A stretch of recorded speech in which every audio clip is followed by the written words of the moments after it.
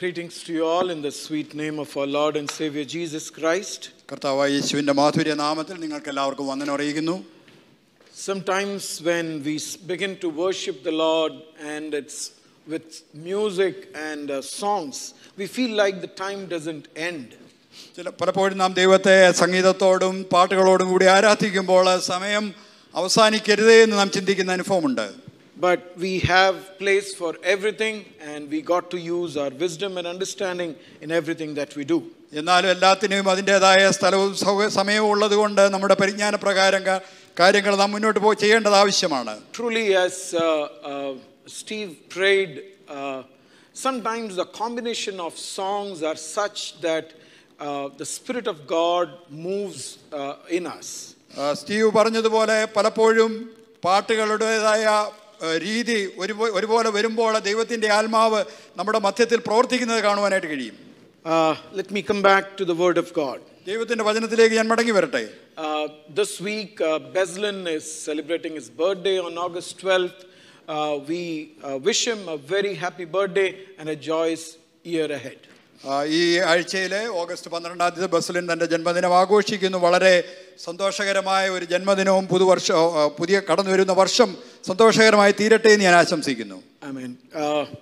Today I have taken the scripture portion from the book of Nahum. ഇന്നത്തെ വചനഭാഗം നഹൂമിന്റെ പുസ്തകത്തിൽ നിന്നുമാണ്. Nahum is not a very prominent prophet in the Old Testament. പഴയ നിയമത്തിലെ വളരെ പ്രാമുഖ്യമുള്ള ഒരു പ്രവാചകനല്ല Nahum. Not very favorite of Jews at all. യഹൂദന്മാരെ സംബന്ധിച്ചിടത്തോളം അവർക്ക് വളരെ സന്തോഷമൊന്നും ഇല്ലാതിരുന്നതായ ഒരു പ്രവാചകനായിരുന്നു. One of the reason is the kind of poetic way where he has pronounced the anger of God, the wrath of God is one of the reason for that. ദൈവത്തിൻ്റെതായ ക്രോധം, ദൈവത്തിൻ്റെതായ കോപം താനത് എഴുതിയ രീതിയാണ് അതിൻ്റെ ഒരു കാരണം. We all know the book of Jonah. യോനയുടെ പുസ്തകത്തെ പറ്റി നമുക്കൊക്കെ നന്നായിട്ട് അറിയാം. And I don't know how many of you know that the book of Jonah and the book of Nahum is very closely related. നിങ്ങൾ എത്ര പേർക്ക് അറിയാമെന്ന് എനിക്ക് അറിഞ്ഞുകൂടാ. യോനായുടെ പുസ്തകവും നഹൂമിന്റെ പ്രവചന പുസ്തകവും വളരെ അടുത്ത ബന്ധമുള്ളതാണ്. God asked Jonah to go and preach in Nineveh. യോനായോട് ദൈവത്തിന്റെ ആത്മാവ് പറഞ്ഞു, നീ നിനവേലേക്ക് കടന്നുപോയി പ്രവചിക്കണം. Approximately 800 BC was this that happened. അത് സംഭവിച്ചത് ഏകദേശം 800 BC-യിലായിരുന്നു അത് സംഭവിച്ചത്. Almost 150 years later, Nahum is also speaking to the same set of people. ഏകദേശം 180 വർഷങ്ങൾക്ക് ശേഷം അതേ കൂട്ടരോട് തന്നെയാണ് നഹൂം ഇവിടെ പ്രവചിക്കുന്നത്. Of course, because of the shortness of the book, they are categorized into minor prophets. പുസ്തകത്തിന്റെ വലിപ്പം ചെറുതായതുകൊണ്ട് മൈനർ പ്രോഫറ്റ്സ് എന്ന് പറയുന്നതായ വിഭാഗത്തിലാണ് അവരെ കൂട്ടിവെച്ചിട്ടുള്ളത്. Nahum is the 7th prophet in the 12 minor prophets. 12 minor പ്രവാചകന്മാരുടെ കൂട്ടത്തിലെ 7ാമത്തേതാണ് Nahum. And the name Nahum means comfort or consolation. ആശ്വാസം അല്ലെങ്കിൽ ആശ്വാസം എന്നുള്ളതാണ് നഹൂം എന്ന് പറയുന്ന പ്രവചനത്തിൻ്റെതായ അർത്ഥം. We really don't know where he comes from. എവിടെ നിന്നാണ് താൻ കടന്നു വന്നതെന്ന് നമുക്ക് അറിഞ്ഞുകൂടാ. But his name suggests in Hebrew as Kapernaum. കഫർനഹൂം എന്ന് പറയുന്നതായ സ്ഥലവുമായി ബന്ധപ്പെടുത്തി അവന്റെ പേരിനെ പറ്റി എബ്രായ ഭാഷയിൽ ചിന്തിപ്പാൻ കഴിയും. It just means the village of Nahum. നഹൂമിന്റെ വില്ലേജ്, ഗ്രാമം എന്നാണ് ആ വാക്കിന്റെ അർത്ഥം. The book is basically a book of judgment. ന്യായവിധിയുടേതായ ഒരു പുസ്തകമാണ് അടിസ്ഥാനപരമായി ഈ പുസ്തകം. At the outset, let me tell you, the judgment is not for the people of God. ദൈവത്തിന്റെ മക്കളോടുള്ളതായ ന്യായവിധിയല്ല. This is for the Assyrian kingdom that the wrath of God has come down. ദൈവത്തിന്റെ കോപം അശ്ശൂർ സാമ്രാജ്യത്തിന്റെ മേൽ കടന്നു വന്നതാണ്. This Nineveh is the capital of Assyrian empire. അശ്ശൂർ സാമ്രാജ്യത്തിന്റേതായ തലസ്ഥാന നഗരമായിരുന്നു നിനവേ. And we have all lot of historical background in the book of Kings for this book. ഈ പുസ്തകത്തിന്റെ പശ്ചാത്തലമായിട്ട് അനവധി കാര്യങ്ങൾ രാജാക്കന്മാരുടെ പുസ്തകത്തിൽ നമുക്ക് കാണുവാൻ കഴിയും. But all I wanted to say to build my context is that God used Assyrians to punish Israelites. എന്നാൽ എൻ്റെ പശ്ചാത്തലത്തിൻ്റെതായ ആവശ്യകതയിലേക്ക് മാത്രമായിട്ട് ഞാൻ ചുരുക്കി പറയാം, ദൈവം അശൂർ സാമ്രാജ്യത്തെയാണ് ഇസ്രായേലിനെ ശിക്ഷിപ്പാനായി ഉപയോഗിച്ചത്. Because they went away from the Lord. കാരണം അവർ ദൈവത്തിൽ നിന്ന് അകന്നുപോയി. And it is during just after the time of Hezekiah that the kingdom was captured by Assyrians. ഹിസ്കിയാവിന്റെ കാലശേഷമാണ് ഈ ഇസ്രായേൽ രാജ്യത്തെ അശൂര്യർ പിടിച്ചടക്കിയത്.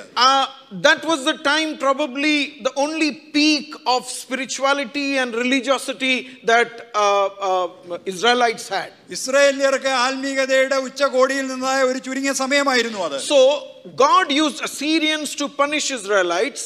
ദൈവം അശൂര്യരെ ഉപയോഗിച്ച് ഇസ്രായേലിനെ ശിക്ഷിച്ചു. And God has sufficiently punished Israelites. ദൈവം ഇസ്രായേലിനെ ആവശ്യത്തിന് ഉതകുന്ന രീതിയിലുള്ള ശിക്ഷയാണ് നൽകിയത്. And now he is punishing the rod that he used to punish his own people. എന്നാൽ തന്റെ ജനത്തെ ശിക്ഷിക്കുവാനായി താൻ ഉപയോഗിച്ചതായ അതേ വടിയെ തന്നെയാണ് ദൈവം ഇപ്പോൾ ശിക്ഷിക്കുവാൻ പോകുന്നത്. And it is at the time of Jonah that God sent Jonah to preach to Ninevites, and they repented, and there was a revival in Nineveh. യോനായുടെ കാലത്ത് നിനവയോട് പ്രവചിക്കുവാനായി ദൈവം യോനായെ അയച്ചു. അവരെ മാനസാന്തരപ്പെടുകയും അവിടെ വലിയ ഉണർവുണ്ടാവുകയും ചെയ്തു. They knew what it means to come back to God. ദൈവത്തിലേക്ക് മടങ്ങി വരിക എന്ന് പറഞ്ഞാൽ അതിന്റെ അർത്ഥം എന്തെന്ന് അവർക്കറിയാം. I would not get into the kind of wicked ways that they were living at that time.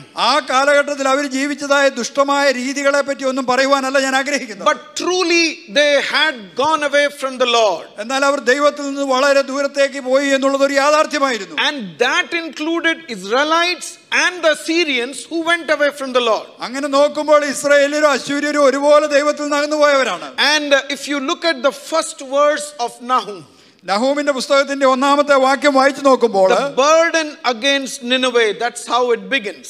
നിനവയെ കുറിച്ചുള്ളതായ ഒരു ഭാരം എന്നാണ് അവിടെ എഴുതിയിരിക്കുന്നത്. I mean, it's God outpouring his burden, his heavy heart about the people in Nineveh. നിനവയിലുള്ള ജനത്തിന്റെ മേലെ ദൈവത്തിനുള്ളതായ ഭാരം, ദൈവത്തിൻ്റെതായ ഹൃദയഭാരം ദൈവം അവിടെ വെളിപ്പെടുത്തുകയാണ്. It's approximately around 633 BC that this prophecy comes out. ഏകദേശം 633 BC-യിലാണ് ഈ പ്രവചനം പുറത്തേക്ക് കടന്നു വരുന്നത്. And the fulfillment of this prophecy happens by 612 when Babylonians came and captured the Assyrians. ബാബിലോണിയർ കടന്നു വന്ന് അശ്ശൂര്യരെ കീഴടക്കിയപ്പോൾ AD BC 612 ഈ പ്രവചനത്തിന്റെ പൂർത്തീകരണം സംഭവിച്ചു. The Lord says that I am going to punish the people of Assyria.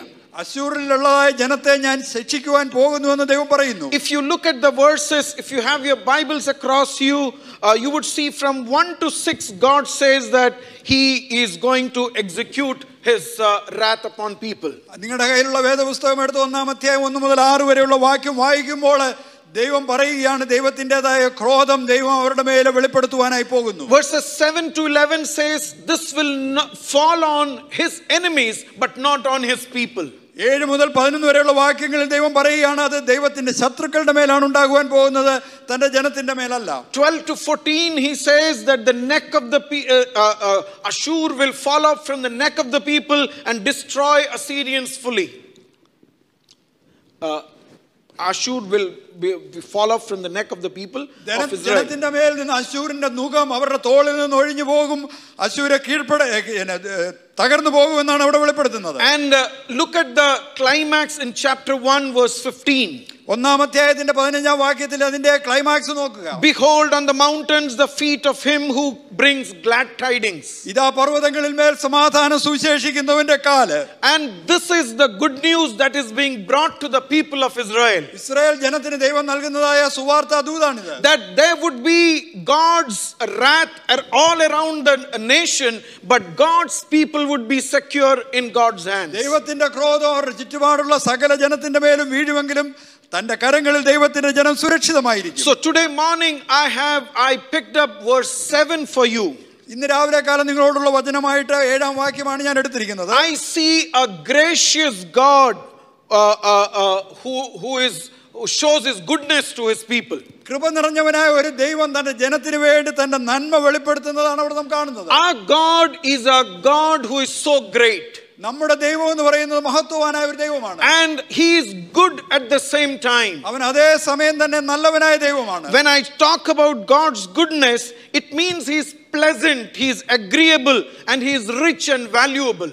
ദൈവത്തിന്റെ നന്മയെ പറ്റി പറയുമ്പോൾ അവൻ നമ്മോട് പ്രസാദമുള്ളവനും നമുക്ക് വേണ്ടി നന്മകൾ പ്രവർത്തിക്കുന്നവനുമായിട്ടാണ് ഇവിടെ കാണുന്നത്. Verse 2 to 6 is the verse which sets the context for verse 7. ഏഴാം വാക്യത്തിന്റെ പശ്ചാത്തലമായിട്ട് അവിടെ വെളിപ്പെടുത്തുന്ന വാക്യങ്ങൾ ആ 2 മുതൽ 6 വരെയുള്ള വാക്യങ്ങളാണ്. See, Assyrians have wandered away from the Lord. അശ്ശൂർ ജനം ദൈവത്തിൽ നിന്ന് വളരെ അകലേക്ക് കടന്നുപോയി. They were not actually worshippers of Yahweh God. അവർ യഹോവയെ ആരാധിക്കുന്നവരായിരുന്നില്ല. But then when Jonah preached to the city, they all came back to Yahweh God. എന്നാൽ യോന പട്ടണത്തിനെതിരായിട്ട് ചെന്ന് പ്രവചിച്ചപ്പോൾ ആണ് അവർ യഹോവയിലേക്ക് മടങ്ങി വന്നത്. It was not just the Jewish community who came to the Lord. Everybody in the city came to the Lord. ആ പട്ടണത്തിലുള്ള യഹൂദന്മാർ മാത്രമല്ല ആ പട്ടണത്തിലുള്ള സകലരും ദൈവത്തിലേക്ക് കടന്നു വന്നിരുന്നു. For time being they let off the gods that they were worshipping. അതിനു മുമ്പ് അവർ ആരാധിച്ചുകൊണ്ടിരുന്ന ദൈവങ്ങളെ കുറെ കാലത്തേക്ക് അവർ ഉപേക്ഷിച്ചു. I mean, if you go through the book of Jonah, you will get a picture of that. നിങ്ങൾ യോനായുടെ പുസ്തകത്തിലൂടെ കടന്നു പോകുന്നെങ്കിൽ അതിന്റെ ഒരു ചിത്രം ലഭിക്കുവാനായിട്ട് ഇടയായിത്തീരും. But within a period of 150 years, എന്നാൽ 150 വർഷത്തിന്റെ ഒരു കാലഘട്ടത്തിൽ, I mean, they continued worshipping Yahweh God. അവർ യഹോവയായ ദൈവത്തെ ആരാധിച്ചുകൊണ്ടിരുന്നു. But slowly everything became slow and they lagged behind in worshipping the Lord seriously. എന്നാൽ ക്രമേണ അവരെ ദൈവത്തെ ഗൗരവമായി ആരാധിക്കുന്നതിൽ പിന്നോക്കം പോകുവാനായിട്ട് ഇടയായിത്തീർന്നു. You know, I see our present time in a very similar manner. ഞാൻ ഈ ഇന്നത്തെ കാലഘട്ടത്തെ നോക്കുമ്പോൾ അതിന് തുല്യമായിട്ട് ഇന്നത്തെ കാലഘട്ടത്തെ കാണുവാൻ കഴിയും. The church is also not untouched by these wicked ways. ഇപ്രകാരമുള്ള ദുഷ്ടമായ രീതികളെ സഭയെ അത് സ്പർശിക്കാതെ ഇരുന്നിട്ടില്ല. You know, look at I'm talking of the church at large globally, not GPC precisely. ഞാൻ ഈ GPC എന്ന് പറയുന്ന നമ്മുടെ സഭയെ മാറ്റിയല്ല പറയുന്നത്, സാർവലൗകികമായ സഭയെ പറ്റിയാണ് പറയുന്നത്. Look at the unity between Christians, it is totally disturbed. ക്രിസ്ത്യാനികളുടെ ഇടയിലുള്ളതായ ഐക്യതയെ പറ്റി നാം നോക്കുമ്പോൾ അത് പൂർണ്ണമായും തകർന്നിരിക്കുന്നു. There is a unhealthy competitions between churches. ചർച്ചുകൾ തമ്മിലുള്ളതായ ആരോഗ്യകരമല്ലാത്തതായ മത്സരം നാം കാണുന്നു. Actually the category of competition should not come in between two churches. രണ്ട് ചർച്ചുകൾ തമ്മിൽ ഒരിക്കലും മത്സരം എന്ന് പറയുന്നതായ ഒരു കാര്യം ഉണ്ടാകുവാൻ പാടില്ല. But we have brought it into inter-church relationship that we compete who is better and in what we are better. എന്നാൽ സഭകൾ തമ്മിലുള്ള ബന്ധത്തിന്റെ മധ്യത്തിൽ ആരാണ് നല്ലത് ആരാണ് നല്ലതല്ലാത്തത് എന്ന രീതിയിലുള്ളതായ മാത്സര്യ ബുദ്ധി പലപ്പോഴും കടന്നു വരും. Every church is supposed to be a called out set of people who come to worship the Lord. ഓരോ സഭയും ദൈവത്തെ ആരാധിക്കുവാനായി വിളിച്ചു വേർതിരിക്കപ്പെട്ട ഒരു കൂട്ടമായിരിക്കണം. They can be worshiping in different languages. അവർക്ക് വിവിധ ഭാഷകളിൽ ആരാധിപ്പാൻ കഴിയും. They could be worshiping in multi languages. ഒന്നിലധികം ഭാഷകളിൽ ആരാധിക്കുവാൻ അവർ കഴിയും. They come together to worship the same God. അവർ കടന്നു വരുമ്പോൾ ഒരേ ദൈവത്തെയാണ് ആരാധിക്കുന്നത്. It could be geographically positioned at different places. ഒരുപക്ഷേ ഭൂമിശാസ്ത്രപരമായ വിവിധ സ്ഥലങ്ങളിലായിരിക്കാം. And this is intended for every churches in their places. ഓരോ സഭകളും അവരുടെ സ്ഥാനങ്ങളിൽ അവരെ പറ്റി ദൈവം ആഗ്രഹിക്കുന്നതാണ്. But because churches have become institutionalized, എന്നാൽ സഭകൾ ഇന്ന് സ്ഥാപനവൽക്കരിക്കപ്പെട്ടിരിക്കുന്നതുകൊണ്ട്, I mean, we try to bring our predominance in every aspect of life. അതുകൊണ്ട് നമ്മുടേതായ മുൻതൂക്കം ജീവിതത്തിന്റെ എല്ലാ ഭാഗങ്ങളിലും കൊണ്ടുവരുവാനായിട്ട് നാം ശ്രമിക്കും. I totally don't subscribe to the idea of competition even for the talents between the churches. സഭകൾ തമ്മിലുള്ളതായ അവരുടെ കഴിവുകളെ പറ്റി ടാലൻസിനെ പറ്റി പോലും മത്സരം നടത്തുന്നത് ഞാൻ പൂർണ്ണമായും അംഗീകരിക്കുന്ന കാര്യമല്ല. Bringing out talent is good. ഒരു ആളുകളുടെ മധ്യത്തിലുള്ള അവരുടെ കഴിവുകൾ പുറത്തേക്ക് കൊണ്ടുവരുന്നത് competitions are good. മത്സരങ്ങൾ നല്ലതാണ്. But with the evil and wicked mind and the change of character of the churches and the people, these competition actually give rise to more inter-church competitions. എന്നാൽ ആളുകളുടെ ഉള്ളിലുള്ളതായ ചിന്താഗതികളും ദുഷ്ടമായ ചിന്തകളും മൂലം ഇപ്രകാരമുള്ള മത്സരങ്ങൾ സഭകൾ തമ്മിലുള്ള മത്സരങ്ങളായി മാറുന്നു. Having sufficiently said about that, let me go to the next aspect. ഞാൻ അതാണ് അവിടെ ഉപേക്ഷിച്ച് അടുത്ത ഭാഗത്തേക്ക് കടന്നു പോകട്ടെ. Dealing with open sin, the church is lacking behind. തുറന്നതായ വെളിപ്പെട്ടു വരുന്നതായ അല്ലെങ്കിൽ തുറന്നതായ പാപത്തെ അതിനെ എങ്ങനെ അഭിമുഖീകരിക്കണമെന്നുള്ള അനുഭവങ്ങൾ സഭകളിൽ പലപ്പോഴും ഇല്ല. Dealing with sin as it has seen in the history, it depends on the segment of people who are committing that sin, and that's how church handles it. ചരിത്രപരമായിട്ട് ചരിത്രങ്ങളിൽ നാം ചരിത്രകരമായി നോക്കുമ്പോൾ കാണുന്നതായ പാപങ്ങൾ ഇന്ന് ആളുകൾ അത് പാപം ചെയ്യുന്നതായ ആളുകളുടേതായ അവസ്ഥകളുടെ അടിസ്ഥാനത്തിൽ അത് പാപമാണോ അല്ലയോ എന്നുള്ള രീതിയിലേക്ക് ചുരുങ്ങുന്ന അവസ്ഥയാണ്. Church takes action only depending on who is doing the sin. ആരാണ് പാപം ചെയ്യുന്നത് എന്നുള്ളതിന്റെ അടിസ്ഥാനത്തിൽ പലപ്പോഴും സഭകൾ അതിന്മേലെ പ്രവർത്തിക്കുന്നു. Attempts are made to cover it up in all ways possible.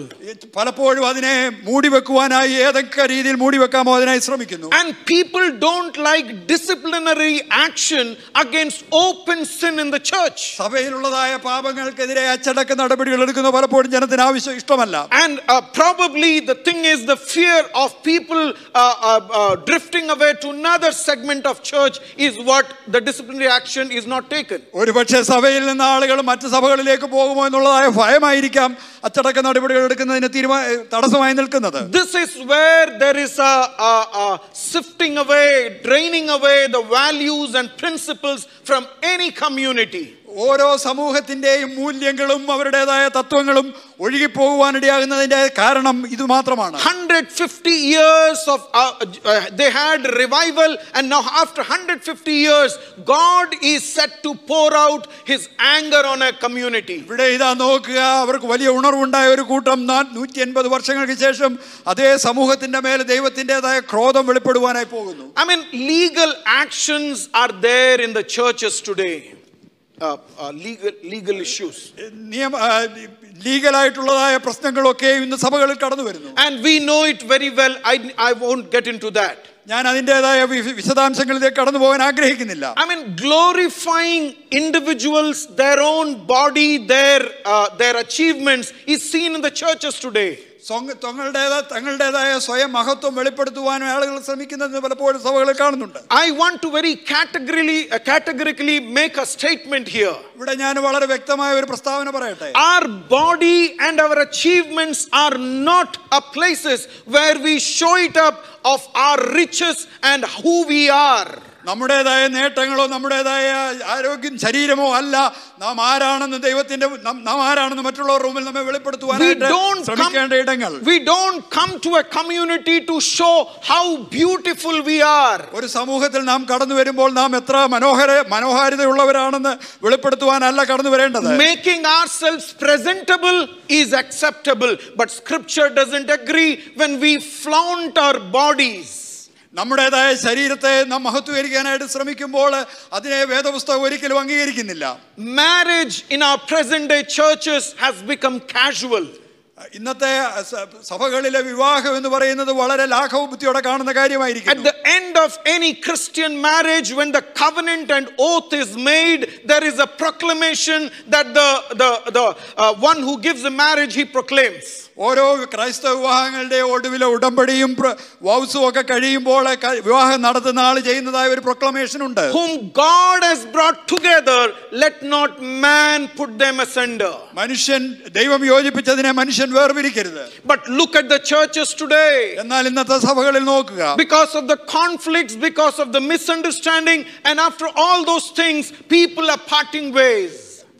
ആളുകൾ തമ്മിലുള്ളതായ പ്രശ്നങ്ങളും തെറ്റിദ്ധാരണകളും മൂലം കുടുംബങ്ങൾ അകന്നു പോകുന്നതായ അവസ്ഥ. There is a shallow values and principles being followed in this matter.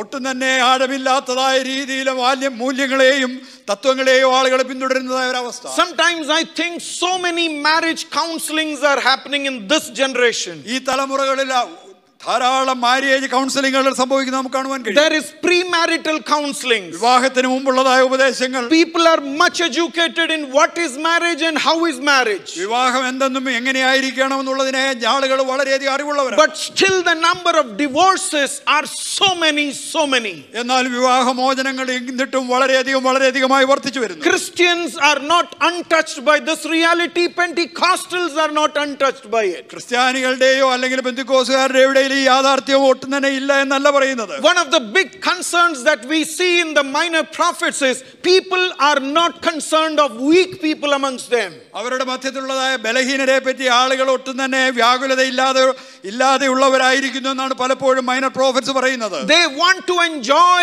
everything even at the cost of exploiting the poor and the widows. ദരിദ്രരെയും വിധവമാരെയും ചൂഷണം ചെയ്തിട്ടാണെങ്കിലും തങ്ങളുടെ സ്വന്തം കീശ വർദ്ധിപ്പിക്കണമെന്നാണ് പലപ്പോഴും ആളുകൾ ആഗ്രഹിച്ചിരുന്നത്. Paul says it is good for me to enjoy a meal or anything, but because of for the sake of my weak brother, I keep myself away from it. പൗലോസ് പറയുന്നു, ഒരു ഭക്ഷണം അത് കഴിക്കുവാൻ എനിക്ക് ആഗ്രഹമുണ്ട് എങ്കിലും ബലഹീനനായ എൻ്റെ സഹോദരൻ നിമിത്തം അത് ഞാൻ പലപ്പോഴും ഉപേക്ഷിക്കുന്നു. That was the concern that the church has to exercise. അതാണ് സഭ പരിശീലിക്കേണ്ടതായ കൺസേൺ എന്ന് പറയുന്നത്. But then today the kind of life that the churches live is, I don't care what people talk about me, I am independent and so I can do whatever I want to. എന്നാൽ ഇന്നത്തെ സഭയിൽ പലപ്പോഴും പറയുന്നത് ആളുകൾ എന്ത് പറയുന്നു എന്നുള്ളതിനെ പറ്റി ഞാൻ ഭാരപ്പെടുന്നില്ല, ഞാൻ സ്വതന്ത്ര വ്യക്തിയാണ്, എനിക്ക് എന്തും ചെയ്യുവാൻ കഴിയും. So the church is also becoming part of God's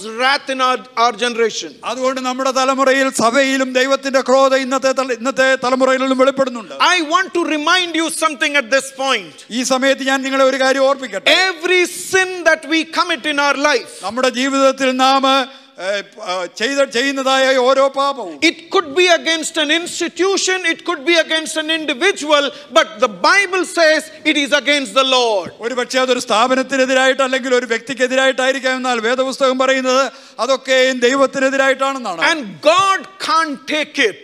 ദൈവത്തിന് ഒരിക്കലും അത് അംഗീകരിക്കുവാൻ കഴിയുന്നില്ല. And read verse 2 to 6 and you will find it says God is jealous about it. നാം 2 മുതൽ 6 വരെയുള്ള വാക്യങ്ങൾ വായിക്കുമ്പോൾ ദൈവം അതേപ്പറ്റി തീക്ഷ്ണതയുള്ളവനാണെന്നാണ് എഴുതിയിരിക്കുന്നത്. And he will not clear the guilty, that's what it says.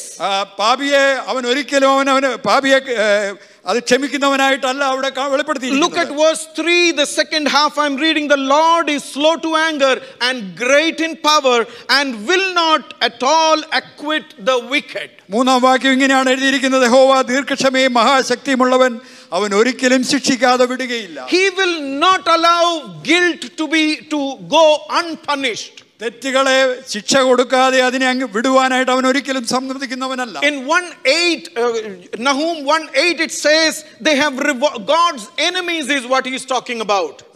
8ാം വാക്യത്തിൽ വരുമ്പോൾ ദൈവത്തിന്റെ ശത്രുക്കളെ പറ്റി താൻ പറയുന്നത്, they have revolted against God. Our ദൈവത്തിനെതിരായിട്ട് നിരൂപിക്കുന്നു. God, you give us principles and we have the freedom and we choose to go against what you are talking to us. ദൈവമേ, നീ ഞങ്ങൾക്ക് തത്വങ്ങളൊക്കെ ആശയങ്ങളൊക്കെ നൽകിയിരിക്കുന്നു, ഞങ്ങൾക്ക് സ്വാതന്ത്ര്യം ഞങ്ങൾക്കുള്ളതുകൊണ്ട് ഞങ്ങൾ അതേപ്പറ്റി ഞങ്ങളുടേതായ രീതിയിൽ ചിന്തിക്കുന്നു. You give us the blessing that we want, ഞങ്ങൾക്ക് വേണ്ടതായ അനുഗ്രഹം നീ നൽകി തന്നു, but we will choose when and how and in what manner we would be worshiping you. എന്നാൽ നിന്നെ ഏത് രീതിയിൽ എങ്ങനെ എവിടെ വെച്ച് ആരാധിക്കുമെന്നുള്ള കാര്യം ഞങ്ങളാണ് തീരുമാനിക്കുന്നത്. In verse 9 and 11 of chapter 1 it says plotters of evil.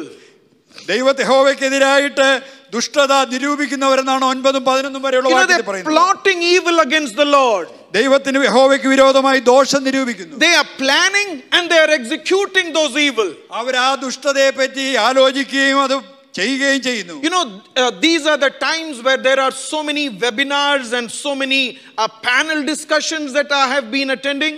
ഈ കാലഘട്ടങ്ങളിൽ ധാരാളം വെബിനാറും പാനൽ ഡിസ്കഷനുകളും ഒക്കെ നാം പങ്കെടുക്കാറുണ്ട്. You know, in one of these days when I attended a panel discussion, this was the comment that I sent to them and I closed the screen. ഈ ദിവസങ്ങളിൽ ഒന്നിൽ ഇതുപോലൊരു പാനൽ ഡിസ്കഷനിൽ ഞാൻ അവരോട് സംസാരിച്ചപ്പോൾ ഇതുപോലൊരു കാര്യം പറഞ്ഞതിന് ഈ പറയുന്ന കാര്യം പറഞ്ഞതിന് ശേഷം ഞാൻ അവിടെ അവസാനിപ്പിച്ചു. I told them, is there a good reason why we should be discussing on this matter? ഈ പറയുന്ന കാര്യങ്ങളെ പറ്റി നാം ചിന്തിക്കുകയോ ഡിസ്കസ് ചെയ്യുകയോ ചെയ്യേണ്ടതായ എന്തെങ്കിലും കാര്യമുണ്ടോ? Because the scripture is crystal clear that it should not be done. കാരണം വേദപുസ്തകത്തിൽ വളരെ വ്യക്തമായി പറഞ്ഞിട്ടുണ്ട് അത് ചെയ്യരുതെന്ന്. So the panel is discussing how we can do it yet be true to the scripture. അതുകൊണ്ട് അവിടെ പാനൽ ചോദിക്കുകയാണ്, ദൈവവചനത്തിന് അനുകൂലമായി നിൽക്കുമ്പോൾ തന്നെ നമുക്ക് അതെങ്ങനെ ചെയ്യുവാൻ കഴിയും? I mean, I see it as planning of it and executing it, and there would be a segment of people who want something from the scripture to do that which is evil in the sight of the Lord. ദൈവത്തിന്റെ മുമ്പാകെ ദോഷമെന്ന് കാണുന്ന ദുഷ്ടതയെന്ന് കാണുന്ന കാര്യം ഒരു കൂട്ടർ ചെയ്യുവാൻ ആഗ്രഹിക്കുന്നതുകൊണ്ട് ഞാൻ അതിനെ കാണുന്നവർ അതിനെ ആലോചിക്കുകയും ചെയ്യുവാനായി ചിന്തിക്കുകയും ചെയ്യുന്നു. And verse 1:15 says they are wicked. 15ാം വാക്യത്തിൽ പറയുകയാണ് അവർ ദുഷ്ടന്മാരാണ്. I mean, don't think that this is only about Assyrians. ഇതായി അശൂര്യരെ പറ്റി മാത്രമാണെന്ന് ഒരിക്കലും ചിന്തിക്കരുത്. I mean, Assyrians and Jews, they have synced so well that they have become a common community or a mixed community. അശൂര്യരും യഹൂദന്മാരും ഇസ്രായേല്യരും ഒരുപോലെ പാപം ചെയ്ത് അവരിപ്പോൾ ഒരു മിശ്ര സമൂഹമായി മാറിയിരിക്കുകയാണ്. In chapter 3 verse 1 it says they are dishonest. മൂന്നാം അധ്യായത്തിന്റെ 1-ാം വാക്യത്തിൽ പറയുന്നത് അവര് ദൈവത്തിന്റെ മുമ്പാകെ അവിശ്വാസമുള്ളവരാണ്. They break covenant with the Lord. ദൈവത്തിന്റെ മുമ്പാകെ അവരുടെ ഉടമ്പടി അവർ ലംഘിക്കുകയാണ്. They steal of the Lord. അവർ ദൈവത്തിൽ നിന്ന് മോഷ്ടിക്കുന്നവരാണ്. They steal time from the Lord. ദൈവത്തിൽ നിന്ന് അവരുടെ സമയം മോഷ്ടിക്കുന്നു. They steal the resources which are meant for the Lord. ദൈവത്തിന് വേണ്ടി കരുതി വെച്ചിരിക്കുന്ന വിഭവങ്ങളെ അവർ മോഷ്ടിക്കുന്നു. However we justify, we have to give what is to the Lord. നാം എങ്ങനെയൊക്കെ സ്വാധീകരിക്കാൻ ശ്രമിച്ചാലും ദൈവത്തിന് വേണ്ടിയുള്ളത് നാം ദൈവത്തിന് കൊടുത്തേ മതിയാകൂ. Our time belongs to the Lord. നമ്മുടെ സമയം ദൈവത്തിനുള്ളതാണ്. We in fact borrow time from him to do our work, our personal ablutions and everything that we have to be doing. യഥാർത്ഥത്തിൽ നോക്കിയാൽ നമ്മുടെ വ്യക്തിപരമായ കാര്യങ്ങൾ ചെയ്യുവാനുള്ള സമയം നാം ദൈവത്തിൽ നിന്ന് ബോറോ ചെയ്യുന്നവരാണ്. And let me end up, the list goes on. If you read the book of Nahum, you will find scores of things where they had gone against the Lord. ദൈവത്തിനെതിരായിട്ട് ജനം കടന്നുപോയതിനെ പറ്റി നിരവധി ഉദാഹരണങ്ങൾ നഹൂമിന്റെ പുസ്തകം വായിക്കുമ്പോൾ നമുക്ക് കാണുവാൻ കഴിയും. So God's justice wants to punish this evil. അതുകൊണ്ട് ദൈവത്തിന്റെ നീതി ഈ ദുഷ്ടതയെ ശിക്ഷിക്കുവാനായിട്ട് ആഗ്രഹിക്കുന്നു. It is filled in the society. ആ സമൂഹം മുഴുവൻ നിറഞ്ഞിരിക്കുകയാണ്. So much so that God is burdened about this community. അത് അപ്രകാരം നിറഞ്ഞിരിക്കുന്നതുകൊണ്ട് ഈ സമൂഹത്തെ ഓർത്ത് ദൈവം വളരെ ഭാരപ്പെടുന്നു. It is at that time God is telling the people of Israel, I am still good.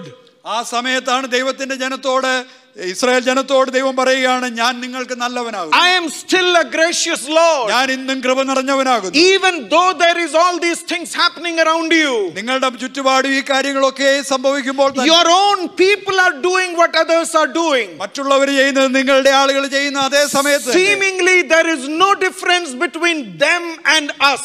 അവരും നിങ്ങളും തമ്മിൽ യാതൊരു വ്യത്യാസവും പൊതുവെ പ്രകടമായി കാണാതെ ഇരിക്കുമ്പോൾ but still God affirms that I am a good God. അപ്പോഴും ദൈവം പറയുകയാണ്, ഞാൻ നല്ല ദൈവമാണ്. He is good to the ones who wait upon him.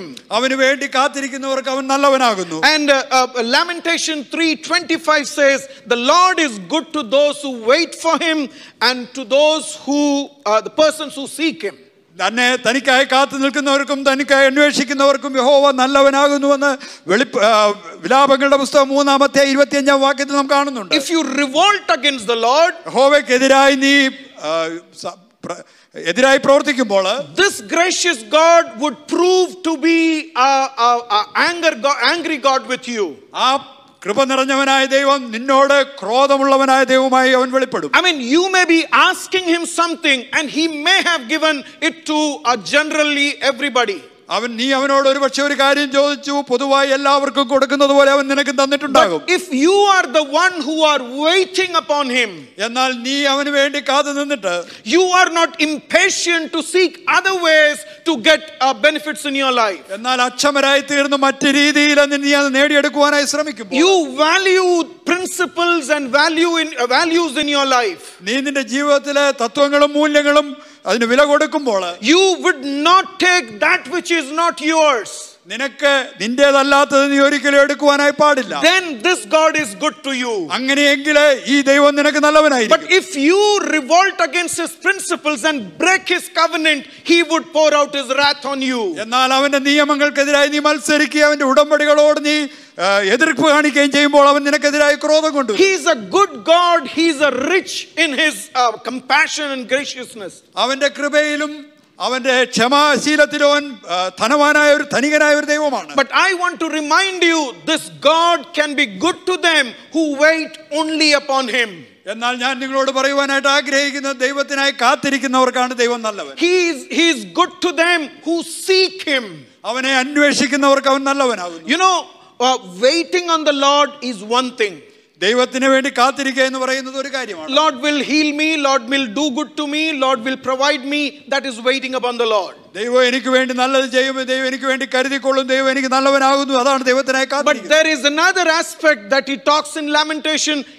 We have to be seeking him. എന്നാൽ വിലാപങ്ങളുടെ പുസ്തകത്തിൽ പറയുന്ന മറ്റൊരു കാര്യമുണ്ട്, നാം അവനെ അന്വേഷിക്കുന്നവരായിരിക്കണം. We got to seek what he is speaking to us. അവൻ നമ്മോട് സംസാരിക്കുന്നത് എന്തെന്ന് നാം അന്വേഷിക്കുന്നവർ. We got to seek what he is whispering to us. നമ്മോട് വിസ്പർ ചെയ്യുന്ന കാര്യങ്ങൾ, അവൻ സ്വകാര്യമായി പറയുന്ന കാര്യങ്ങൾ എന്തെന്ന് അന്വേഷിക്കുന്നവർ. Through the generations we see God speaking to individuals. തലമുറകളിലൊക്കെ നാം കാണുന്നത് ദൈവം വ്യക്തികളോട് സംസാരിക്കുന്നു. I want you to be reminded that in pages of history, revival started not in a group but in small individual groups. ഞാൻ നിങ്ങളോട് പറയാൻ, ചരിത്രം മുഴുവൻ പരിശോധിച്ചാൽ വലിയ ഉണർവ് സംഭവിച്ചത് വലിയ സമൂഹത്തിലല്ല, വ്യക്തികളോടുള്ള ദൈവത്തിന്റെ ഇടപെടലുകളിൽ കൂടിയാണ്. Not when people sat down for tarrying meeting is where revival happened. ആളുകൾ കാത്തിരിപ്പ് യോഗത്തിന് കടന്നു വന്നിരിക്കുന്നിടത്തല്ല ഉണർവുകൾ ആരംഭിച്ചിട്ടുള്ളത്. When people committed to seek the Lord in the scripture, the revealed word of God, that is where revival happened. എന്നാൽ ദൈവം വെളിപ്പെടുത്തപ്പെട്ട ദൈവവചനത്തോട് ആളുകൾ സമർപ്പണമുള്ളവരായി ദൈവത്തിന് വേണ്ടി കാത്തിരിക്കുമ്പോൾ അവിടെയാണ് ഉണർവുകൾ ആരംഭിച്ചിട്ടുള്ളത്. Can I pose a question to you before going ahead? ഞാൻ മുന്നോട്ട് പോകുന്നതിന് ഒരു ചോദ്യം നിങ്ങളോട് ചോദിക്കാം. I mean, you want God to be good to you. ദൈവം നിങ്ങൾക്ക് നല്ലവരായിരിക്കണം നിങ്ങൾ ആഗ്രഹിക്കുന്നു. You want God's favor for you. ദൈവത്തിന്റെ പ്രസാദം നിങ്ങളുടെ മേൽ ഉണ്ടാകണം നിങ്ങൾ ആഗ്രഹിക്കുന്നു. Do you really seek the Lord? എന്നാൽ നീ യഥാർത്ഥത്തിൽ ദൈവത്തെ അന്വേഷിക്കുന്നുണ്ടോ? Do you really wait upon the Lord? നീ യഥാർത്ഥത്തിൽ ദൈവത്തിനായി കാത്തിരിക്കുന്നുണ്ടോ? What part of your life can you say that this aspect I have been seeking and waiting upon the Lord? നിങ്ങളുടെ ജീവിതത്തിന്റെ ഏത് ഭാഗത്തെ നോക്കി നിങ്ങൾക്ക് പറയുവാൻ കഴിയും, ഈ അവസരത്തിൽ ഞാൻ ദൈവത്തിന് വേണ്ടി കാത്തിരുന്ന് അന്വേഷിക്കുകയായിരുന്നു? How much of it would you categorize as this amount of time I devote for that? ഞാൻ അതിനു വേണ്ടി ഇത്ര സമയം കാത്തിരുന്നു എന്ന് പറയുവാനായി നിങ്ങൾക്ക് കഴിയുമോ? But if we commit ourselves, he will be good to us. എന്നാൽ നാം നമ്മെ തന്നെ അങ്ങനെ സമർപ്പിക്കുന്നുവെങ്കിൽ അവൻ നമുക്ക് നല്ലവനായിരിക്കും. That is the divine affirmation to each of you. ദൈവം നമുക്ക് നൽകുന്നതായ സ്വർഗീയമായ ഉറപ്പ് അതാണ്. This is the divine affirmation that I am good even though everything is bad around you. നിങ്ങളുടെ ചുറ്റുപാടുമുള്ള മറ്റെല്ലാം തന്നെ മോശമായി തീർന്നാലും ഞാൻ നിനക്ക് നല്ലവനായിരിക്കുമെന്ന് ദൈവം നൽകുന്നതായ ദൈവികമായ ഉറപ്പാണത്. On certain spots of your life you would have synced with the people around you, but still know I am good to you. നിന്റെ ജീവിതത്തിന്റെ ചില സാഹചര്യങ്ങളിൽ നിന്റെ ചുറ്റുപാടുമുള്ളവർക്ക് അനുഭവമുള്ളോ ചേർന്ന് നീ പോയിരിക്കാം, എന്നാൽ അന്നും ഞാൻ നിനക്ക് നല്ലവനാകുന്നു. We have a divine reinforcement that God gives to us. ദൈവം നമുക്ക് നൽകുന്നതായ ഒരു സ്വർഗീയമായ സഹായമുണ്ട്. Look at verse 7 again. ഏഴാം വാക്യം നാം വീണ്ടും നോക്കുക. A stronghold in the day of trouble. കഷ്ടദിവസത്തിൽ അവൻ നമുക്കൊരു ശരണമാകുന്നു. When you wait upon the Lord with principles and values, നീ ദൈവത്തിന്റെ വചനപ്രകാരം അവന് വേണ്ടി കാത്തിരിക്കുമ്പോൾ you are not rich like other people. മറ്റുള്ളവരെ പോലെ ദൈവം നിന്നെ ഒരിക്കലും കരുതുകയില്ല. Because there is an amount of time that you devote to the Lord. നീ കാരണം നീ ദൈവത്തിന് വേണ്ടി ചിലവാക്കുന്നതായ ഒരു നിശ്ചിത സമയമുണ്ട്. I mean, doing a job is good enough. ചെയ്യുന്ന ഒരു ജോലി ചെയ്യുന്നത് വളരെ നല്ല കാര്യമാണ്. Do it wholeheartedly. അത് ഹൃദയപൂർവ്വം ചെയ്യുക. But don't do too many things so that you don't have time for yourself and to the Lord. എന്നാൽ നീ ഒരുപാട് കാര്യങ്ങൾ ചെയ്തിട്ട് നിനക്കും ദൈവത്തിനും കൊടുക്കുവാൻ സമയമില്ലാത്ത അവസ്ഥ ഉണ്ടാകരുത്. I would ask an introspecting question to you at this point. ഈ സമയത്ത് ഞാൻ നിങ്ങളോട് നിങ്ങളുടെ ഉള്ളിലേക്ക് നോക്കുവാനായി ഒരു ചോദ്യം ചോദിക്കട്ടെ. When you don't have a job, there are people praying for you and you are praying to get a job.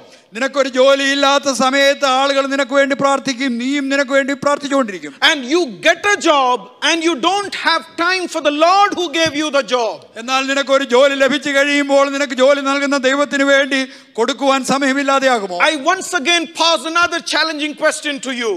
നിങ്ങൾക്ക് മറ്റൊരു വെല്ലുവിളിയുടെ ചോദ്യം ഞാൻ ചോദിക്കട്ടെ. When you are sick, you pray and you ask others to pray for you. നീ രോഗിയാകുമ്പോൾ നീ പ്രാർത്ഥിക്കും, മറ്റുള്ളവർ നിനക്ക് വേണ്ടി പ്രാർത്ഥിക്കുവാൻ നീ ആഗ്രഹിക്കും. But can you commit to say, Lord, I will be praying for others who are sick, and because I was being prayed for and you healed me? എന്നാലും നമുക്ക് പറയുവാൻ കഴിയുമോ, ദൈവമേ ഞാൻ രോഗിയായിരുന്നപ്പോൾ ഞാൻ പ്രാർത്ഥിച്ചു, നീ എന്നെ സൗഖ്യമാക്കി, അതുകൊണ്ട് മറ്റു രോഗികൾക്ക് വേണ്ടി ഞാനും പ്രാർത്ഥിക്കും. But we have a divine reinforcement in midst of this trials and temptations. ഇപ്രകാരമുള്ളതായ പ്രയാസങ്ങളുടെയും പ്രതികൂലങ്ങളുടെയും മധ്യത്തിൽ നമുക്ക് സ്വർഗീയമായ ഒരു സഹായമുണ്ട്. It says we have a stronghold in the day of trouble. അവിടെ പറയുന്നത് അങ്ങനെയാണ്, കഷ്ടദിവസത്തിൽ അവൻ നമ്മുടെ ശരണമാകുന്നു. And the stronghold is a place of protection and safety that we run to. നാം ആയിരിക്കുന്ന സ്ഥലങ്ങളിൽ നമുക്ക് ശരണമായ ഒരു സ്ഥലവും ഒരു സങ്കേത കോട്ടയുമാണത്. And here God is speaking to the community of Assyrians. ഇവിടെ ഇതാ അശ്ശൂർ സമൂഹത്തോട് ദൈവം സംസാരിക്കുകയാണ്. You know, you are under siege because people from all around you attack you. നീ ഇവിടെ ഇപ്പോൾ ശത്രുക്കൾ നിനക്കെതിരായിട്ട് പാളയമിറങ്ങിയിരിക്കുന്ന സമയമാണ്. You have the similar faith people doing things in a wrong manner around you.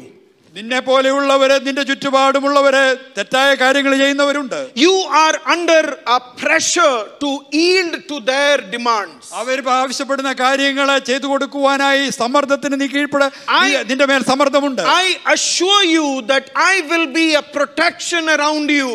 എന്നാൽ ഞാൻ നിനക്ക് ഉറപ്പായിട്ട് പറയുവാൻ കഴിയും, നിനക്ക് ചുറ്റും ഒരു സഹായമായ ഒരു സങ്കേതമായി ഞാൻ ഇരിക്കും. The word used here is like, you know, it's like a tower that we see in the Psalms. It's like a tower where we can find ourselves safe and secure.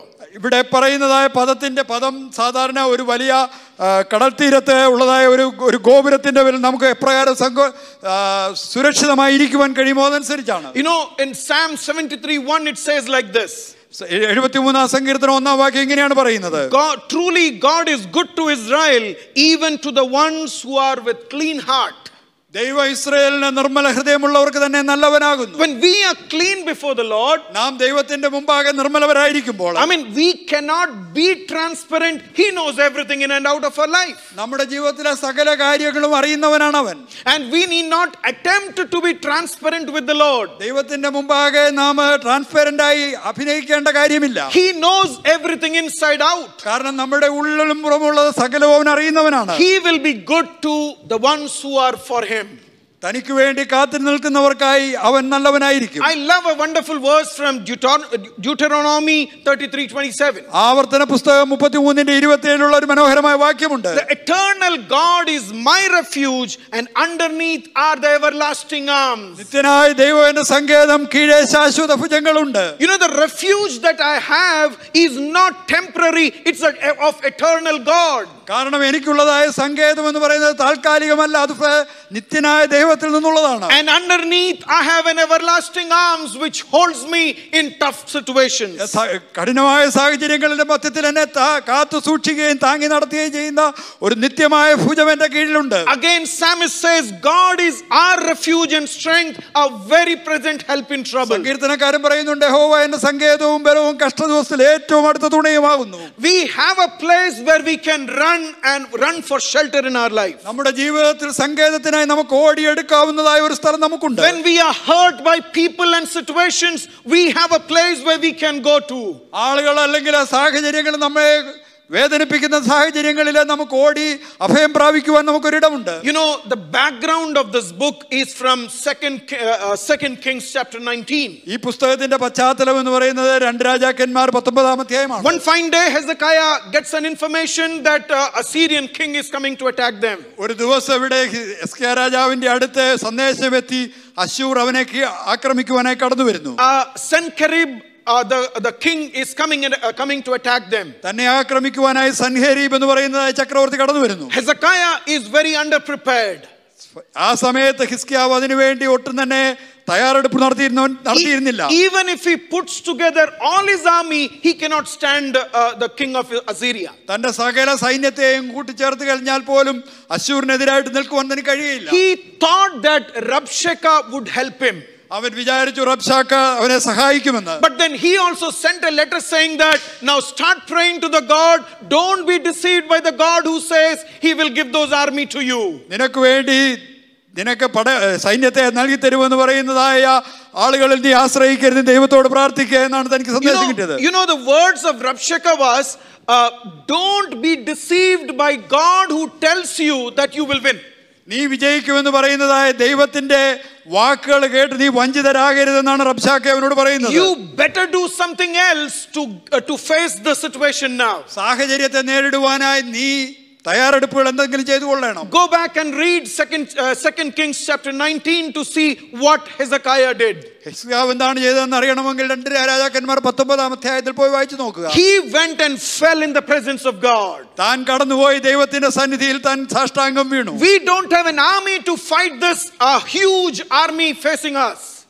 ഞങ്ങളെ നേരിടുന്ന വലിയ സൈന്യത്തെ എതിർക്കുവാനായി ഞങ്ങൾക്കൊരു പടയില്ല. But we know our God is a refuge to us. എന്നാൽ ഞങ്ങളുടെ ദൈവം ഞങ്ങളുടെ സങ്കേതമാണെന്ന് ഞങ്ങൾ അറിയുന്നു. An army can come against me. I don't have an army to face you, but I have a God who stands with me. ഒരു സൈന്യം എനിക്കെതിരെ കടന്നു വന്നേക്കാം, അവരെ നേരിടുവാനായി എന്റേതായ ഒരു സൈന്യം എനിക്കില്ല, എന്നാൽ എനിക്ക് വേണ്ടി യുദ്ധം ചെയ്യുന്ന ഒരു ദൈവം എനിക്കുണ്ട്. I may sound to be foolish to the people around. എന്റെ ചുറ്റുപാടുമുള്ളവർ നോക്കുമ്പോൾ ഞാനൊരു വിഡ്ഢിത്തരം പറയുന്നത് പോലെ തോന്നിയേക്കാം. My supporters may withdraw their hand because I am being a fool in this situation. എന്നെ പിന്തുണയ്ക്കുന്നവർ അവരുടെ കരങ്ങൾ പിൻവലിച്ചേക്കാൻ കാരണം അവർ നോക്കുമ്പോൾ ഞാൻ കേവലം മണ്ടനായിട്ട് കാണപ്പെടുന്നു. They send a communication, in this situation I am not ready to support or be with you. അവര് അവിടെ നൽകുന്ന സന്ദേശം ഇതാണ്: നീ കാണുന്നതായ ഈ സാഹചര്യത്തിന്റെ മധ്യത്തിൽ നിന്നെ സഹായിപ്പാൻ എനിക്ക് കഴിയുകയില്ല. But Hezekiah knows, I have a reinforcement in the Lord whom I serve. എന്നാൽ ഹിസ്കിയാവിനറിയാം, ഞാൻ സേവിക്കുന്നവനായ ദൈവത്തിന്റെ പക്കൽ നിന്ന് എനിക്ക് വലിയതായ ഒരു സഹായം കടന്നു വരും. Humanly speaking, it's very difficult to face the situation. മാനുഷികമായി നോക്കുമ്പോൾ ആ സാഹചര്യത്തെ നേരിടുക വളരെ പ്രയാസമാണ്. Best of the war strategy becomes fails in this situation. ഏറ്റവും നല്ല യുദ്ധതന്ത്രം പോലും ആ സാഹചര്യങ്ങളിൽ പരാജയപ്പെട്ടു പോകും. But in the captain of the army, he comes down and 1,85,000 soldiers died on one night against them.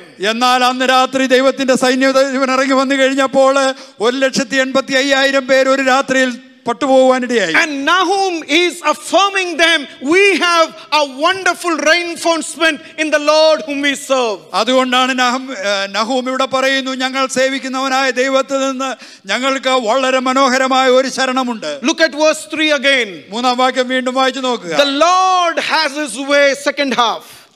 യഹോവയ്ക്ക് അവന്റേതായ ഒരു വഴിയുണ്ട്. In the whirlwind and in the storm, and the clouds are the dust of its feet. യഹോവയുടെ വഴി ചുഴലിക്കാറ്റിലും കൊടുങ്കാറ്റിലുമുണ്ട്, മേഘം അവന്റെ കാൽ കീഴിലെ പൊടിയാകുന്നു. Where will you find a way in whirlwind and storm?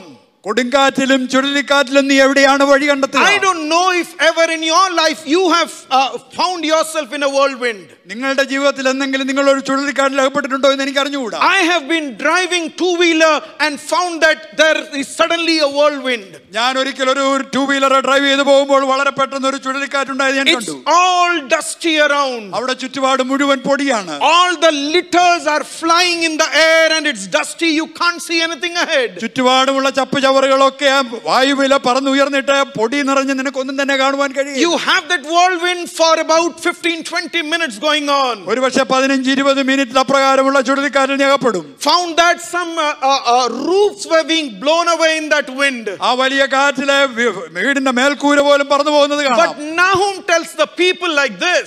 എന്നാൽ നഹൂം ജനങ്ങളോട് ഇവിടെ ഇങ്ങനെയാണ് പറയുന്നത്: In the whirlwind and in the storm, God has his ways. ചുഴലിക്കാറ്റിലും കൊടുങ്കാറ്റിലും ദൈവത്തിന് യഹോവയ്ക്ക് അവന്റെ വഴിയുണ്ട്. Hezekiah knows that the battle is not mine and I will fight against this situation with the reinforcement sent by the Lord. ഹിസ്കിയാവിന് അറിയാമായിരുന്നു, ഈ യുദ്ധം എന്റേതല്ല, ഈ യുദ്ധത്തിൽ ഞാൻ എന്റെ ദൈവത്തിന്റെ സഹായത്തോടു കൂടിയാണ് യുദ്ധം ചെയ്യുവാൻ പോകുന്നത്. And he had a victory in that night. ആ രാത്രികാലം അവനൊരു വിജയം നേടുവാനിടയായി. Even to kill 1,85,000 soldiers, it would take days with any army. ഏതൊരു സൈന്യവും 1,85,000 പേരെ കൊല്ലണമെങ്കിൽ ദിവസങ്ങൾ അവർ അതിനു വേണ്ടി യുദ്ധം ചെയ്യണം. But for one night God did everything for them. എന്നാൽ ഒരു രാത്രിയിൽ തനിക്ക് വേണ്ടി ദൈവം സകലവും ചെയ്തു. I am asking you to bank on the reinforcement that you have in the Lord for you. അതുകൊണ്ട് എനിക്ക് നിങ്ങളോട് പറയുവാനുള്ളത്, നിങ്ങളുടെ ദൈവത്തിലുള്ളതായ ശരണത്തിൽ നിങ്ങൾ ഈ ദിവസങ്ങളിൽ ആശ്രയിക്കണം. In the unmarked ways of your life, God would be there with you. നിന്റെ അറിഞ്ഞുകൂടാത്ത വഴികളുടെ മധ്യത്തിൽ ദൈവം നിന്നോട് കൂടെ ഇരിക്കും. In times of uncertainty, he is the one omniscient God who knows every step of your life. അനിശ്ചിതത്വത്തിന്റെ സമയത്തിൽ കൂടി നീ കടന്നു പോകുമ്പോൾ സർവശക്തനായ ദൈവം നിന്നോട് കൂടെ എല്ലാ നിമിഷങ്ങളിലും കൂടെ ഇരിക്കും. So this is what I said, we have a divine affirmation. ഇതാണ് ഞാൻ പറഞ്ഞത്, നമുക്ക് സ്വർഗീയമായ ഒരു ഉറപ്പുണ്ട്. We have a divine reinforcement. നമുക്ക് ദൈവികമായ ഒരു സഹായമുണ്ട്. We have a divine associate or an ally with us. നമുക്ക് സ്വർഗീയമായ അല്ലെങ്കിൽ ദൈവികമായ ഒരു തുണ നമ്മോട് കൂടെയുണ്ട്. Look at verse 7 again. 7-ാം വാക്യം വീണ്ടും വായിച്ചു നോക്കുക. And he knows those who trust in him. Thangal ആശ്രയിക്കുന്നവരെ അവൻ അറിയുന്നു. He knows the ones who trust in him. അവനിൽ ആശ്രയിക്കുന്നവരെ അവൻ അറിയുന്നു. It is not the ones who worship him. അവനെ ആരാധിക്കുന്നവരെ അല്ല.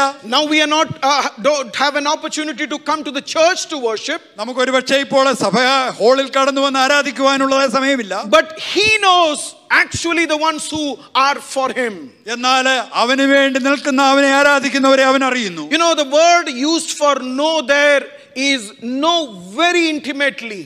അറിയുക എന്ന് പറയുന്നത് ആത്മബന്ധത്തോടെ അറിയുന്ന ഒരു അറിവിനെ പറ്റിയാണ് അവിടെ പറയുന്നത്. To know by experience who they are. അവരെ അനുഭവത്തോടു കൂടി അവരാരാണെന്ന് അറിയുന്നു. You know, it's been about 2 years I am in your midst. നിങ്ങളുടെ മധ്യത്തിൽ ഞാനായിട്ട് ഇപ്പോൾ 2 വർഷമായി. Now you almost about to know how I would respond or react to situations. സാഹചര്യങ്ങളുടെ മധ്യത്തിൽ ഞാൻ എങ്ങനെയാണ് പ്രതികരിക്കുക എന്ന് ഒരുപക്ഷേ ഇപ്പോൾ നിങ്ങൾക്ക് മനസ്സിലായി കാണും. I mean, it's in some minuscule way you may understand. ചില ചെറിയ രീതിയിലെങ്കിലും നിങ്ങൾക്ക് ഒരുപക്ഷേ മനസ്സിലാകുവാൻ കഴിയും. And is it because I wrote a dogmas list and I gave it to you? അത് ഞാനൊരു പട്ടിക എഴുതി നിങ്ങളുടെ കയ്യിൽ തന്നതുകൊണ്ടാണോ? But you saw how I attend to different instances, talking and interaction with you all. നിങ്ങളോടുള്ളതായ ബന്ധത്തിലെ വിവിധ സാഹചര്യങ്ങളിൽ ഞാൻ എങ്ങനെ പ്രവർത്തിച്ചു എന്ന് നിങ്ങൾ കണ്ടതുകൊണ്ടാണ്. Here God is telling this people, ഇവിടെ ദൈവം ജനത്തോട് പറയുകയാണ്, you know, 150 years back you repented, I know it. 150 വർഷം മുമ്പ് നിങ്ങൾ മാനസാന്തരപ്പെട്ടു, and how you slowly backslided from there, I know it. നിങ്ങൾ അതിൽ നിന്ന് എങ്ങനെ പിന്നോക്കം പോയി അതും എനിക്കറിയാം. What you were then and what you are now, I know it pretty well. നിങ്ങൾ അന്ന് ആരായിരുന്നുവെന്നും ഇന്ന് നിങ്ങൾ ആരായിരിക്കുന്നു എന്ന് എനിക്ക് നന്നായിട്ട് അറിയാം. In what areas there have been compromises in your life, I know it. നിങ്ങളുടെ ജീവിതത്തിൽ എന്തൊക്കെ കാര്യങ്ങൾ നിങ്ങൾ സന്ധി ചെയ്തിട്ടുണ്ട് എന്നുള്ള കാര്യം എനിക്കറിയാം. So this knowledge is a knowledge by experience.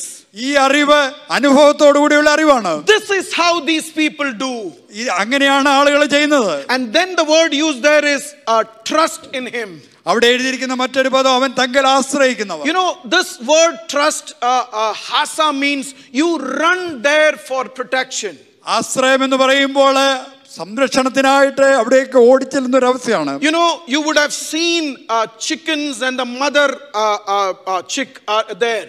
നിങ്ങൾ ഒരുപക്ഷേ കോഴിയെയും അതിന്റെ തള്ളക്കോഴികളെയും കണ്ടിട്ടുണ്ട്. When the mother hen makes a noise and all these chicks get into the wings of this mother. ഒരു തള്ളക്കോഴി ഒരു ശബ്ദം ഉണ്ടാക്കുമ്പോൾ ഈ കോഴി കുഞ്ഞുങ്ങളൊക്കെയും അതിന്റെ ചിറകിന്റെ കീഴിലേക്ക് ഓടി ഒളിക്കുന്നു. Exactly like that the word is used here. You run for refuge to him.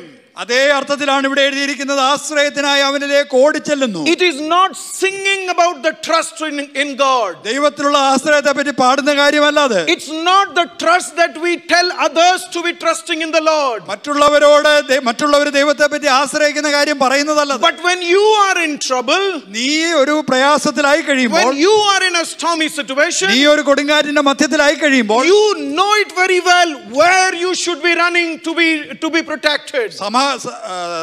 സംരക്ഷണത്തിനായി എവിടേക്ക് ഓടിപ്പോകണമെന്ന് നിനക്ക് നന്നായിട്ട് ആ സമയത്ത് അറിയാം. God knows his people.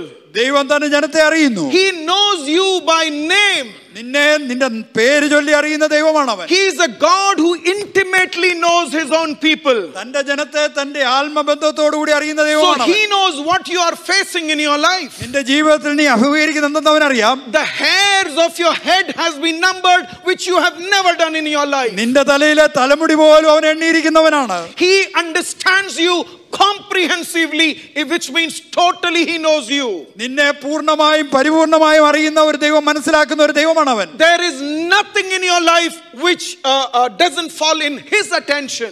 അവന്റെ ശ്രദ്ധയ്ക്ക് നിന്ന് അകന്നു പോകുന്നതായ ഒരു കാര്യവും മറവായിരിക്കുന്ന ഒരു കാര്യവും നിന്റെ ജീവിതത്തിലില്ല. Hagar, when Abraham set you out of the home and you were running with your kid, he knows how many bread and the amount of water in your bottle. ഹാഗാറെ അബ്രഹാം ഭവനത്തിൽ നിന്ന് പുറത്താക്കി നീ നിന്റെ പൈതലുമായി ഓടിപ്പോകുമ്പോൾ അവൻ അറിയാം നിന്റെ പൈയിൽ എത്രമാത്രം വെള്ളമുണ്ടെന്നും എത്ര അപ്പമുണ്ടെന്നുള്ള കാര്യം. Joseph, when you were in the pit, my God knows what is the kind of darkness and mental trauma that you were going in your life. യോസേഫേ, നീ ആ പൊട്ടക്കിണറ്റിലായിരുന്നപ്പോൾ ഏത് ഇരുട്ടിന്റെ അവസ്ഥയിലായിരുന്നുവെന്നും ഏത് മാനസിക ഭാരത്തിൽ നീ ആയിരുന്നുവെന്നും എന്റെ ദൈവം നന്നായിട്ട് അറിയുന്നു. This God is your friend. ഈ ദൈവം നിന്റെ സ്നേഹിതനാണ്. This God doesn't go back to say that you are my brethren. നീ എന്റെ സഹോദരനാണെന്ന് പറയാതെ എന്റെ ദൈവം കടന്നു പോകുകയില്ല. You know, in Hebrews chapter 2, when this brethren word is used, it is like born from the same womb. എബ്രായ ഭാഷയിലെ സഹോദരൻ എന്ന് പറയുന്ന പദം ഉപയോഗിക്കുമ്പോൾ ഒരേ ഉദരത്തിൽ നിന്ന് ജനിച്ചവനെന്നുള്ള അർത്ഥമാണ്. So in Hebrews chapter 11 he says, you are my brethren. എബ്രായ ലേഖനം 11-ാം വാക്യത്തിൽ നിങ്ങൾ എന്റെ സഹോദരന്മാരെന്ന് പറയുമ്പോൾ he is not looking at a gang of friends as a leader of a gang of friends. ഒരു കൂട്ടരും സുഹൃത്തുക്കളുടെ നേതാവ് എന്നുള്ള അർത്ഥത്തിലല്ല താൻ അത് പറയുന്നത്. He is not looking at as a leader of a bunch of animals out there. അവിടെയുള്ള ഒരു കൂട്ടം മൃഗങ്ങളുടെ ഒരു ലീഡർ എന്നുള്ള അർത്ഥത്തിലല്ല. He is a friend in our life. നമ്മുടെ ജീവിതത്തിൽ അവനൊരു സ്നേഹിതനാണ്. He understands our situation. നമ്മുടെ സാഹചര്യങ്ങൾ അറിയുന്നവനാണ്. He knows you very well. നമ്മെ വളരെ നന്നായിട്ട് അവൻ അറിയുന്നു. So we have a divine affirmation. അതുകൊണ്ട് നമുക്ക് സ്വർഗീയമായ ഒരു ഉറപ്പുണ്ട്. I mean, the God is good to us. നമ്മുടെ ദൈവം നമുക്ക് നല്ലവനാകുന്നു. I mean, we have a divine reinforcement. നമുക്ക് സ്വർഗീയമായ ഒരു സഹായമുണ്ട്. A stronghold, a protection center where we can run to. നമുക്ക് ഓടി ഒളിച്ചെല്ലാവുന്ന കഷ്ടദിവസത്തിൽ ഓടി ചെല്ലുവാൻ കഴിയുന്ന ഒരു തുണ. And we have a divine associate with us. നമുക്ക് സ്വർഗീയമായ ഒരു സഹായിയുമുണ്ട്. And somebody who knows our every difficulties that we go in life. നാം ജീവിതത്തിൽ കടന്നുപോകുന്ന എല്ലാ കഠിന സാഹചര്യങ്ങളെയും നന്നായിട്ട് അറിയുന്ന ദൈവം. But I end with a question to you. അതുകൊണ്ട് ഞാൻ ഒരു നിര അവസാനിപ്പിക്കുന്നതിന് മുമ്പ് ഒരു ചോദ്യം ചോദിക്കട്ടെ. Are you in the set of people who will revolt against the Lord? ദൈവത്തിനോട് മത്സരത്തോടെ നിൽക്കുന്ന ഒരു കൂട്ടത്തിന്റെ മധ്യത്തിലാണോ നീ ആയിരിക്കുന്നത്? Are you in a set of people who think that I know what to be done in life? ജീവിതത്തിൽ എന്ത് ചെയ്യണോ എന്ന് എനിക്കറിയാമെന്ന് പറയുന്ന ഒരു കൂട്ടത്തിലാണോ നീ ആയിരിക്കുന്നത്? Only when I ask you, you can come out to help me. ഞാൻ ആവശ്യപ്പെടുമ്പോൾ മാത്രം നീ എന്നെ സഹായിക്കാൻ വന്നാൽ മതി. Independently, I can do everything in my life. എന്റെ ജീവിതത്തിൽ സകല കാര്യവും സ്വതന്ത്രമായി എനിക്ക് ചെയ്യാൻ കഴിയും. I know how to handle my academic life. എന്റെ വിദ്യാഭ്യാസ ജീവിതം എങ്ങനെ കൈകാര്യം ചെയ്യണമെന്ന് എനിക്കറിയാം. I know how to handle my job front. എന്റെ ജോലിയുടെ കാര്യങ്ങൾ എങ്ങനെ കൈകാര്യം ചെയ്യണമെന്ന് എനിക്കറിയാം. But our God knows that this is a set of sheep who are directionless in their life. എന്നാൽ നമ്മുടെ ദൈവം അറിയുന്നു ഇടയനില്ലാതെ വഴിതെറ്റിപ്പോയ ഒരു കൂട്ടം ആടുകളാണിത്. And that's why he affirms that he is our shepherd. അതുകൊണ്ടാണ് അവൻ ഉറപ്പോടെ പറയുന്നത് അവൻ നമ്മുടെ നല്ല ഇടയനാകുന്നു. If in this season you feel you are directionless, you are clueless how things are going to be. നീ എങ്ങോട്ട് പോകണമെന്ന് അറിയുന്നില്ല എന്നീ സാഹചര്യങ്ങളിൽ നീ ചിന്തിക്കുന്നുവെങ്കിൽ യാതൊരു എന്തൊക്കെ ഉണ്ടെന്ന് യാതൊരു അറിവുമില്ലാത്ത വ്യക്തിയായി നീ നിൽക്കുന്നു. You bank on the reinforcement that you have in the Lord. ദൈവത്തിലുള്ളതായ ആ സഹായത്തിൽ നീ ആശ്രയിക്കുക. And God will see you through in this situation. ഏത് സാഹചര്യത്തിലും നിന്നെ മുന്നോട്ട് നയിക്കുവാൻ ദൈവം മതിയായവനാകുന്നു. Shall we look to the Lord in prayer? നമുക്ക് കണ്ണുകളെ അടയ്ക്കാൻ പ്രാർത്ഥിക്കാം.